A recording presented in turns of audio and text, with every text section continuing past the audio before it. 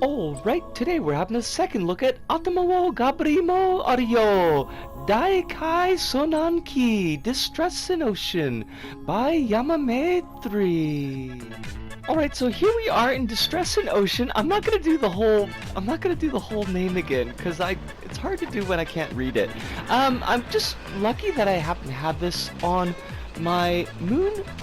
Copied it a long time ago. I don't 100% remember why, and I want to do if I want to do a review, I want to be able to play a level, and I've got a level, but this might be the last one for a bit. I love that shark. I love everything about this level.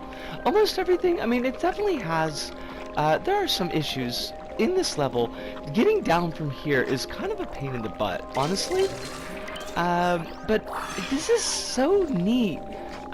All the mileage that Yamame gets out of things that are like not really water stuff. Okay, it's been a long day already. I've been waiting for the landlord to show up and fix my pipes because they're flooding the bathroom, and that's not so great. But no, like, got the background, and the background, like, it would have been a better background to have the monster kit background. Probably, but I don't think the monster kit was out when this level was made, and the canyon's background does a surprising. I love these snappers, and by snappers I mean they are clams. Snapper is something completely different, but it's so neat. It's so inventive. Yes, it is pretty blocky. Yes, it is pretty kludgy. It's what, like, I gotta check my notes, because I had to write it down, but it's like a 2008 level. And it's real early days. Oh, fudge! Oh, darn it! See, this is what happens when you rush. Like, I know I don't have to do 3 minutes. It's like, it's a completely arbitrary choice for me to use that as a time limit, but I've been doing it for so long that that's what feels right anymore. But yes, for a 2008 level, like, this is fabulous. It's fantastic. And the fact that this was given away as a copyable level, and it's like, on one hand, it's super cool because it's what was kind of like envisioned as part of being in community, was that people were going to be sharing things, and we could look at people's work. We could see how they put things together and be like, oh, I get how these mechanics, I get how this mechanical thing works. I'm going to build that thing myself and, see how that goes for me. What it ended up becoming was that people would just copy-paste levels. We just did the Metal Gear Solid DLC pack, and the entire conceit of the DLC pack, like the entire story, is that Liquid Snake has made a level spamming machine where, oh fudge, we get to dry land, so to speak. That's when we'll stop. But Liquid Snake has made this machine to spam copied levels so that you could become the most hearted creator in LBP or something like that. It's a real weird thing. Like, that whole DLC is really weird, but that's kind of the downside of what the community ended up doing with the tools that MM gave us. And there's some, I feel, reasons that went into that are not entirely, I mean, they are things that the community did, but I think that were encouraged by the way that the game was designed and set up. But that's stuff that we're going to have to talk about in the hub, because we did our 3 minutes, and we know that time limits are sacrosanct. Anyways, we're gonna see it there. See yas. And we're back, and Gabri mo are yo, Daikai Sonanki. Hi, pointemashita. Hi. Anyways, right, so it's definitely a green circle. I love this level, and the more that I think about it, I know I say a lot of things and I forget. I might have said in the impression section that I was not sure if this is what I wanted to do for kind of the possibly last community level review that we do on the show, but the more I think about it, like, the more I think it really is appropriate, because one, it's a fantastic level. It's nice to end on a very high note, but 2, I think that it embodies a lot of the strengths and some of the accidental weaknesses of LBP 1 in particular and LBP community levels in general. It's just really all around good, and it's a nice thing to wrap things up with. Now, I think what we're going to do here as a bit of formatting, something that I probably should have done with last week's episode too, since we do have the level saved on my moon, I'm going to talk a little bit about level qua level here, and then we'll go over to the back of the level, and we can talk about a couple things a little bit more specifically that I think that the level does well. But as we saw in the first impressions, what we've got is kind of a story platformer where you are lost at sea, I guess. Well, you're on a boat, and the boat gets attacked by a shark, and then you're kind of under the ocean, you're under the waves, and you're navigating your way back to port so that you don't die while this shark is chasing you. And that is one thing that I really do appreciate about the level, is that the shark is persistent in the level. Like, it's definitely a part of the level. It's not just like a toss away, but we see the shark show up about halfway through after we get through that squid section, and the shark just kind of swims by, presaging what's going to happen later on. We've got the Skulldozer chase that shows up about 2/3 through the level. That chase, by the way, is just absolutely fantastic. It's so much fun, and the fact that, like, there's elevation worked into that, where, like, yeah, with Skulldozer, with the original Skulldozer level, and with the turkey level that I always forget the name of from LBP 2, and you do have the ability to kind of go up and down a little bit. There's like alternate paths, but I like that this one is kind of climbing throughout most of it, and it makes it, you do have to think a bit more about your jumps, and it gives it a bit of a different feel going through that I really appreciated. So that bit's like really cool. And then you finally get back to a boat, and then the shark attacks like one last time, and so you've got like that theme of the shark as an antagonist, as a force of nature antagonist, I suppose, that is going throughout the level. I think that's really, really cool. But most of the level is really solid and is a lot of fun. I feel like the set pieces of the level are quite good, whereas like some of the more minor connecting bits are a little bit weaker. You've got like the platforming section. It's in the very beginning is it's not very much of a much. It's just very, it's blocky, it's standard. You've got those clams there snapping at you. Those are, I mean, they're cool objects, but there's like not a lot going on there. And there is that bit with the looping squid that it's a little bit later on, and that's actually, like, I like that bit. It's really neat. I love the squid, and I love the way that Yamame 3 has used there's like a dangly jewelry decoration that we got in LBP 1, of course, because it's LBP 1 level, that Yamame 3 is used for the squid's arms, and I think that's really neat. It's like a good example of how, because we didn't have a lot of specific objects for things, although interestingly, like, we did have tentacles at that point. We see them on the octopus, wonderful octopus, by the way.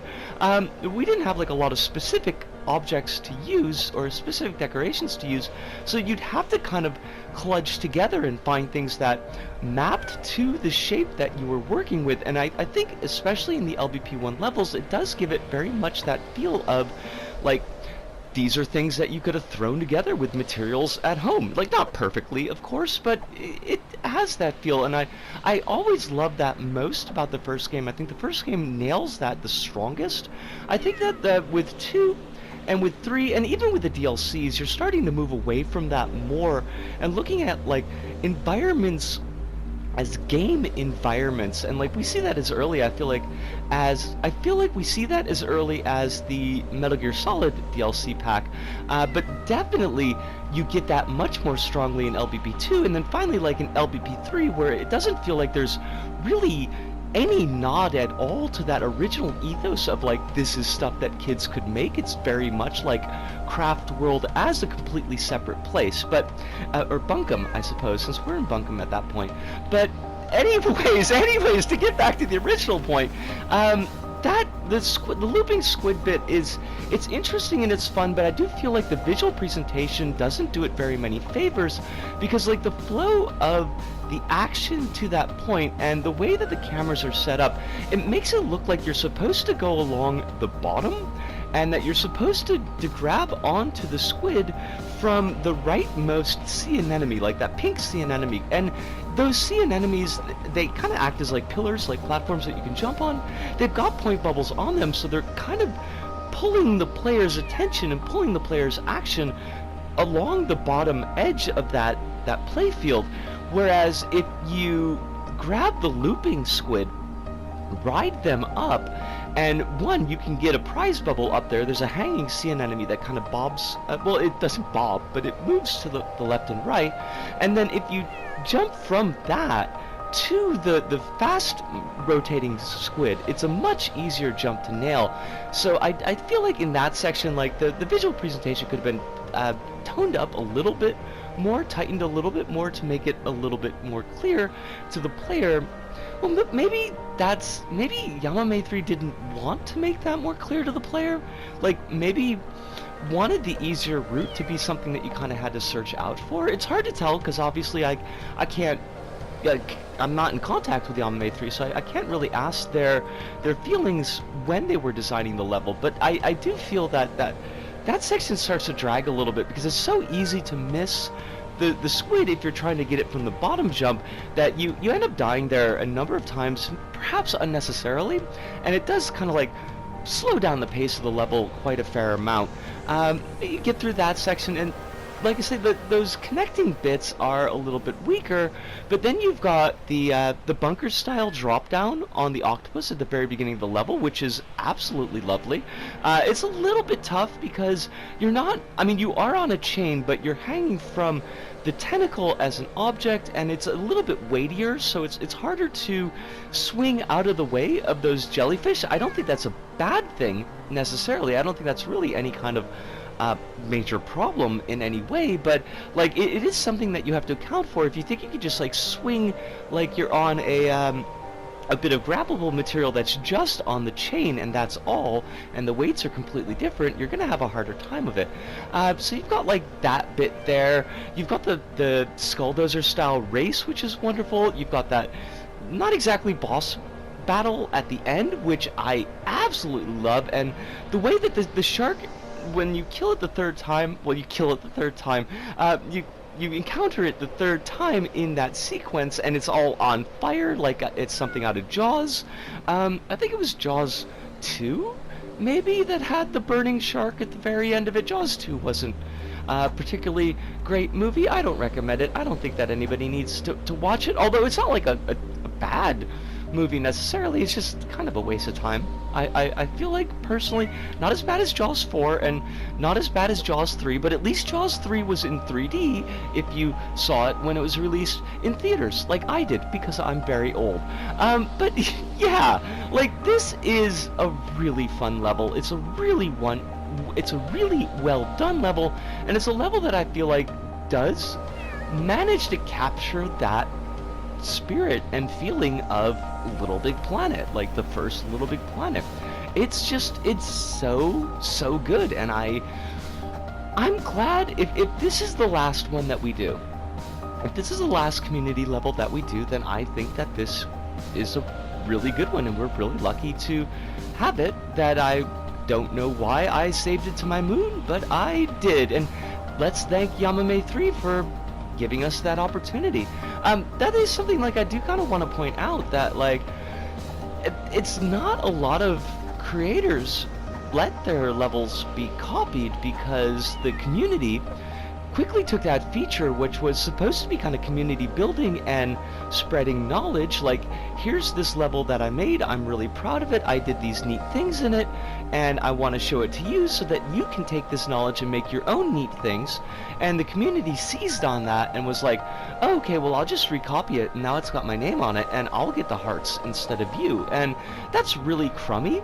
And the community, let's be honest, like, LBP community, there's a lot of positive in it. It's a really good community, I think, in the most part, but like, there's a lot of crap people in it as well, just like you get with any community full of human beings, that run into a lot of crap people, and I do feel like this was, I hope unintentionally, but this was kind of encouraged by the way that Media Molecule set up their reward scheme, I suppose, with the trophies in LBP, where you've got trophies that were triggered by having certain numbers of plays on your levels, or having certain number of hearts on your levels, or these types of things. And so it I think encouraged players to publish levels that really didn't need to be published, like when the Pirates kit came out and you get a trophy for publishing a level with water. So we had like 20 billion levels that were just like a block with water in it, and so that the player could get the trophy. And the same with the Metal Gear Solid, when we had the paint gun and publish a level with a paint gun and get a trophy for it. And so now we got these players that would just publish a level just to get the trophy. And like, I think that having the trophy synced up to that type of thing, on one hand, may have encouraged more engagement from a wider group of people, and kind of put the LBP name on the board, kept it in people's minds, so to speak, because of that engagement. But on the other hand, then we end up with a lot of crap, and that's a crummy part of the community, but it's like the least crummy part of the community, but it is a crummy part of the community. But before we jump to the backstage, I do want to mention I love the crab. The crab is fantastic. My only complaint about that section is that because most of the score bubbles, they drop down from above. So as you pass, and there's dissolved material that's kind of keeping them in a little cache, and you pass by and the dissolved material dissolves and the score bubbles drop down. But I found that most of the score bubbles drop to the right side of the crab, so you're kind of trapped on that half of the crab. It would have been interesting, I feel like it'd been more interesting if could have set it up so that you had the score bubbles that were, some of them would have fallen to the right, and some of them would have fallen to the left, and some of them would have fallen into the middle, to kind of encourage the player to jump around a little bit, to move around on top of the crab. Sometimes you end up doing that because the crab is bouncing a little bit as it's moving, so you might get thrown and then have a hard time getting back to the side that you want to be on, which, yeah, if you get stuck on the left side of the crab, you're not getting like any bubbles, because it's kind of hard to get over to the right. But I love that crab, it's fantastic. But I think what we're gonna do, we're gonna jump backstage there. We're gonna talk about some of the techniques that were used, because they're really, really neat. And then we're gonna come back to this hub so I could say a couple of last words for folks. And yeah, but let's go backstage. Let's see you there. See ya. All right, so here we are backstage in Distress in Ocean, and I just also once again want to thank Yamame3 for letting this be copyable. That's what this mouth says. I don't know why it never triggers, but it says it's a copy-free level.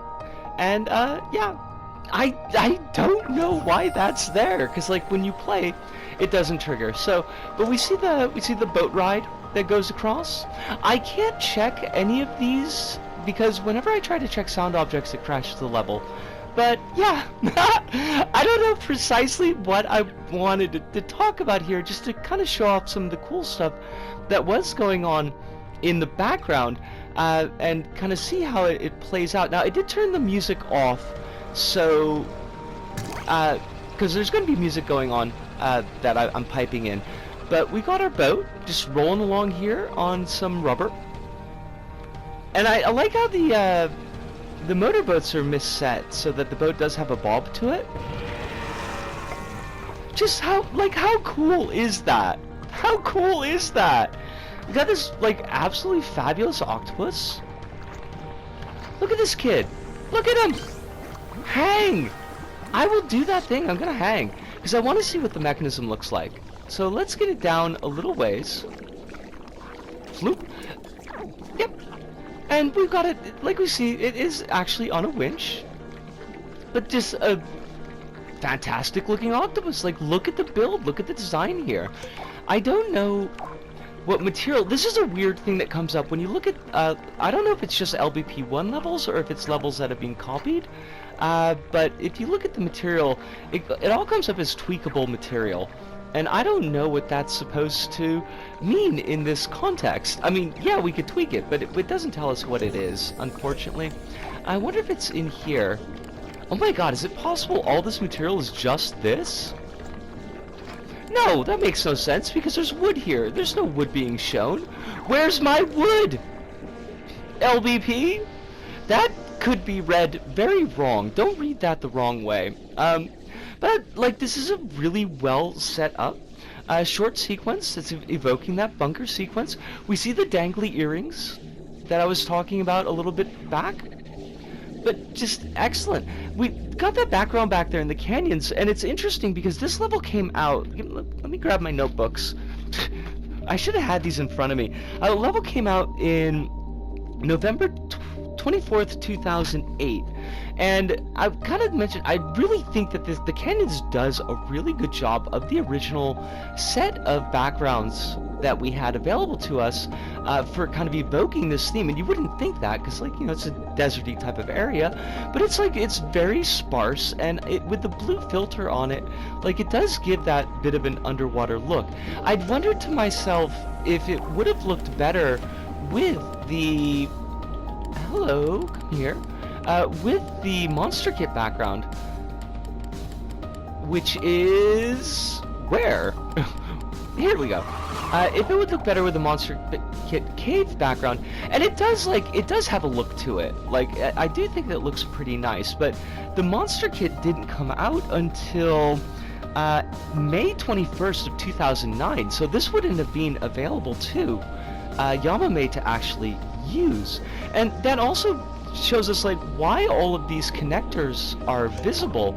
Like, we got the connectors on the crabs here, these pistons, and the creator kit, the creator pack 1 that introduced the ability to make your connectors invisible, didn't come out until April of 2029. So 2009.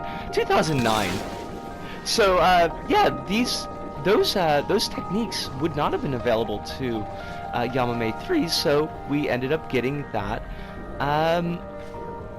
The floaty material, the pink floaties, like, we never see these anymore. They're so cool, though.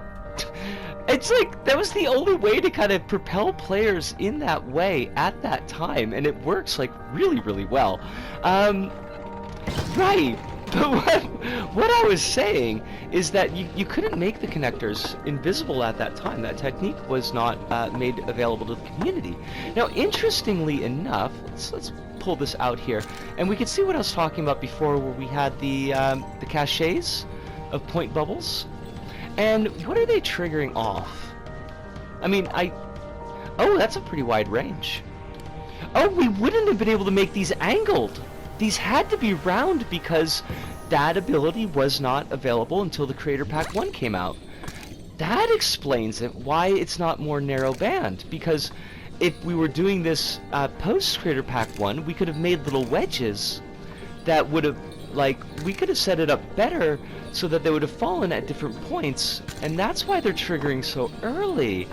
Hey, now I'm really glad that I came down here and I decided to look at this with y'all, because I wasn't gonna. I was just gonna take some B-roll footage and put it in. But yeah, so we got more floaty material that we ride up. Such a good sequence. But this is what I was talking about in the hub, where we've got, like,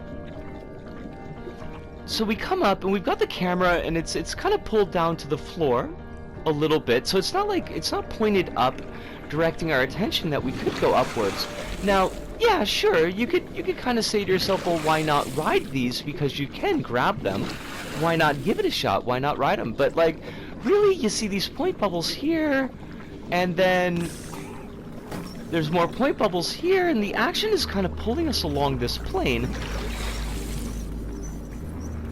Whereas it's a much easier, like, dropping down from here is much easier to get on the squid beat. And I know I'm gonna screw it up, so I'm not even gonna try. Just trust me on it. It's a lot easier. It's funny because I nailed it the first time here, and that, like, never ever happens. But we got that section. That section's it's okay. Like, it's neat. It's neat, but I just think it's poorly blocked out. for telling the player like where we need them to be or where we want them to go. We've got our second appearance of the shark here. This is so cool too. Oh wait, I'm in the wrong layer. When does this trigger? Hello? When do you trigger? There you go. Da, da, da. And then it just stops there. Like you've got the full little beastie in effect. Using the glass to kind of make these pseudo invisible tracks was another really common technique in LBP1, because like we didn't have opacity tweakers. We just had to kind of ignore that this existed, but we did, and I think that it lends to that kludgy, made out of real world stuff aesthetic that I was talking about from the LBP1 series. Come down in the race, we got the skull dozer here. Let's get that triggered up. Come and get it, buddy. Are you gonna... Oops! And actually, if we take a look at that for a second... Sorry, crap. I'm gonna run over here really quick. The way that we've got that set up, well, we've got that set up, the way that Yamame 3's got it set up is like these wheels are just going.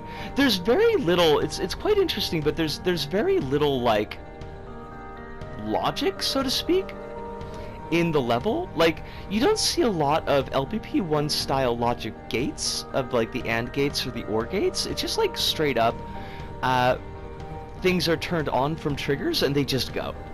So you've got those wheels there. Let's see if we can pull it out so we can see what happens. Drop down. Oh, gotta turn it on. I missed it! I missed it! Okay, let's pay attention. Risco. Drop down. They disappear and it immediately comes rushing at us. And look at it, like the way that Yamame's got it set up so that it's got the spring on it to give it a little bit of a bob to go up and down like that. Like, this is just all so really, really cool. I love this whole sequence. This is so great. But we'll leave the shark. What? Actually, you know what? I want to check this out. I think this stops the shark. Yeah. Okay. I was wondering if, because I was looking at it in the background before the other day, because I recorded it for the archive. I did a little bit of a background thing for the archive, and I was like, why are those there? And of course, it's like to get the shark to stop. So I guess like the shark can, if you stopped here, and the shark would just yell at you the whole time. That's hilarious. I love that. This is all so good, folks. We get up to the boat. Here we are. We're like kind of wrapping up the level. We're going into the last sequence, but the player is tricked into thinking that maybe things are safe. Or are they? Get a last appearance from the shark? Maybe. I got stuck. Look at this. The old techniques. It's just a sticker. It's just an ugly ass sticker. And yeah. This is an amazing little bit of kit. I love this. Take a peep at this. Weak point.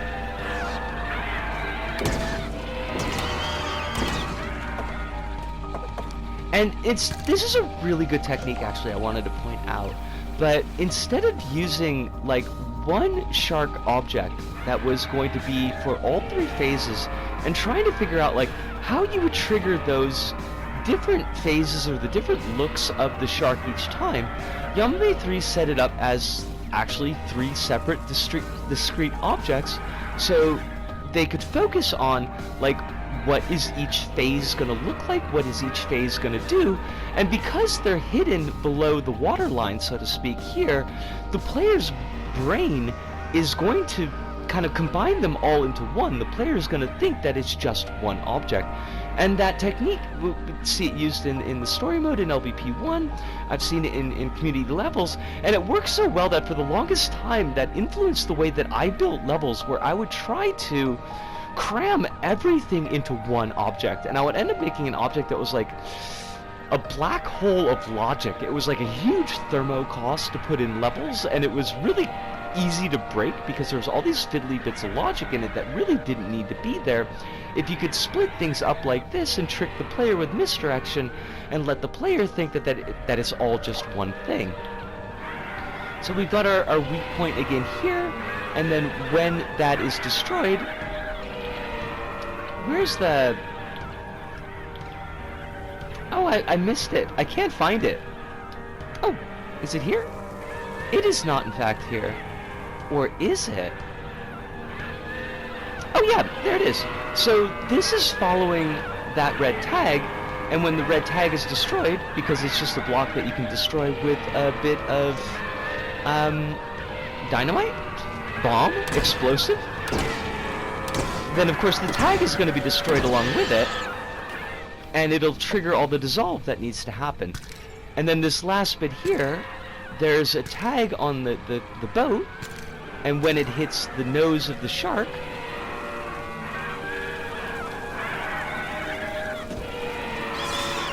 then the shark is destroyed. And it's just like, it works so well, that entire sequence. Like, if you look at it in the game mode, so to speak, we could do it really quick here now, in preview mode. The game mode, in preview mode. Risco, what the heck? What the heck is wrong with you, though? I can't talk. Something keeps breaking, and I don't know what it is. Like, I can hear things breaking in the background. I don't know what they are. Oh, that was a really good shot. I got it in one. Take that, shark! Things just get busted. I hate create mode sometimes, because, like, you will hear that breaking sound effect, and it's just like, what is causing that? Like, why is that happening? I don't even know. Ah! It's so cool! And then you wrap around, and, well, you don't really wrap around, but it appears to the player that you've wrapped around. It's really interesting to me, like, how this level kind of folds together, how all of the different parts fit together. Like, you're not that far when you come up to this boat here, and that would be around this point. Yeah, because here's the boat that you get up on from this anchor. You're right across the way from the starting point. Like, there's no way to get over there, and because the cameras are the way they are, it's completely hidden from the player. But it's not obvious how short a distance that you've actually traveled, if you think about it that way, because you've done all this running around underground. Like, you come up all the way over here to the left, wrap down, come back around to the right, up and to the right more. Is that where they go? Is that where they go? That's interesting! I didn't know that. I never thought to check. You come around to the right, swing back up, drop down, now you're running back to the left again, and there you are. And then you just ride the boat across to the finish line. Yamame 3, like, this is, honestly, is just a master's course, I think, in how levels were done at that time, and all the little neat tricks that needed to be done to make these levels work the way they did, and this level works so well. I'm so glad that this is the level that we looked at for potentially the last community level review. But we're going to talk about that a little bit more back in the hub. We're going to go there and say some words and talk about what's going to be happening from now on. And yeah, so let's get going. See yas! And we're back. I hopefully got the time right on the clock. It's I don't know, I haven't done like clock mathematics in a hot second. But yeah, so Distress in Ocean, I think we've said everything we wanted to say about that. It's wonderful, it's fabulous, it's great, it's a great level. It's an all-around good time. I would usually say here that you should go and play it, but obviously that is not going to be a thing that you can do, possibly, depending on when you watch this, which kind of brings us to why I wanted to do the wrap-up here. This has been a whole production, a whole experience, a whole kind of era in my life doing these reviews for the community, and it's made such a huge impact on my life. And I'm gonna be I'm still kind of working out how I want to do it or set it up, but I will probably be doing some reviews of the DLC stuff, but like that's not, I'm doing it because I enjoy doing this, but it's not like for the community so much as looking at actual community levels and we don't know that the servers won't come back. It seems to be that the ball is in Sony's court, or is going to be in Sony's court if they decide they want to kind of maintain it, that Sumo's not going to be having anything to do with that, although they haven't had much to do with it for the last few years, according to what I've seen that Steven Isbell mentioned. And so, you know, we'll see. Sony doesn't have a wonderful track record as far as treating its own properties, but, you know, they might... They're asking for the details, and they might keep it running. Even if they do keep it running, it's probably not going to be for very long, and we may not have, even if the community levels come back, we may not have that many community level reviews. Everything is up in the air, but this has meant a lot to me. The community, the broader LBP community, has been, for the most part, not everybody, but for the most part pretty supportive. But maybe even more importantly, the small community that I've made in the empty room has kind of been a bit of family to me, and I wouldn't have met those people if I hadn't been doing these reviews. It was one link in the chain that brought these folks into my life. I have some of them here, may recognize some of them from streams. I didn't get to make a costume for everybody in the empty room, hadn't had the opportunity, but it got a lot of the good folks here. I wanted to have them around. If this does in fact mean the end of Little Bite-Sized Planet in the format that it has been, I am just babbling, but really what I want to say is that this has been really important to me. The last 8 years, 2016, 2024, the last 8 years have been a period of pretty monumental change in my life, and I've had as kind of a stone to stand on, like a bit of solid ground has been my work doing this as something to center myself through all of these major changes that have been happening, and it's just been very meaningful. I don't know really how else that I could say it. I hope that this is not the end for us. Certainly not. The streams are going to continue. The empty room is going to continue, but I hope that this continues as well. But if it does not, then it's been a wonderful trip, and I've been so glad that I've been able to bring some of the great work that the community has done to all of you. And now it becomes lost media in a sense, but these videos will still be around, and you'll be able to see what we made. And I think that's kind of cool.